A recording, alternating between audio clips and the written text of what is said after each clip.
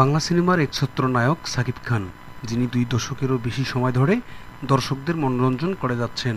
তার প্রতিটি সিনেমা যেন একটি মাইলফলক। সাম্প্রতিক সময়ে মুক্তি পাওয়া দুটি সিনেমা তুফান 2 এবং তাণ্ডব।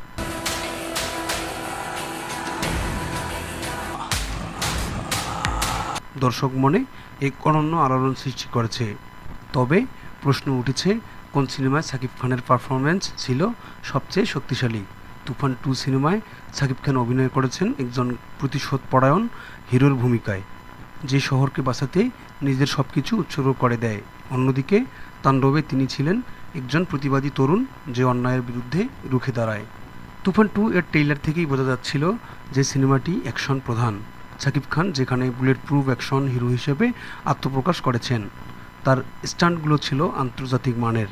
বিশেষ করে একটি বাইকের দৃশ্য ও হেলিকপ্টার থেকে ঝাঁপ দেওয়ার দৃশ্য দর্শককে রোমাঞ্চিত করেছে। অন্যদিকে তাণ্ডবেও অ্যাকশন ছিল, তবে সেগুলো ছিল বেশি বাস্তবভিত্তিক। তাণ্ডব সিনেমায় শাকিব খানের সংলাপগুলো সোশ্যাল মিডিয়ায় ভাইরাল হয়েছে। আমি প্রতিবাদ করি কারণ আমি বাঁচতে চাই, এই সংলাপটি দর্শকের হৃদয়ে গেঁথে গেছে। তার চোখের ভাষা, কণ্ঠস্বরের উঠানামা সব মিলিয়ে চরিত্রের আবেগ ফুটিয়ে তুলেছেন দারুণভাবে। অন্যদিকে তুফানে সংলাপের চেয়ে বেশি গুরুত্ব দেওয়া হয়েছে ভিজুয়াল এক্সপ্রেশন ও অ্যাকশনে।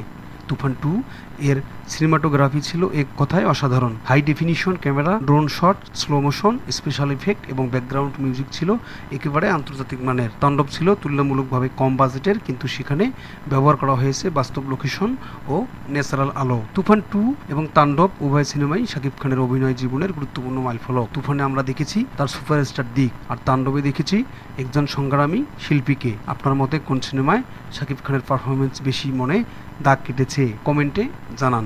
আর হ্যাঁ, ভিডিওটিতে লাইক, কমেন্ট এবং সাবস্ক্রাইব করতে ভুলবেন না।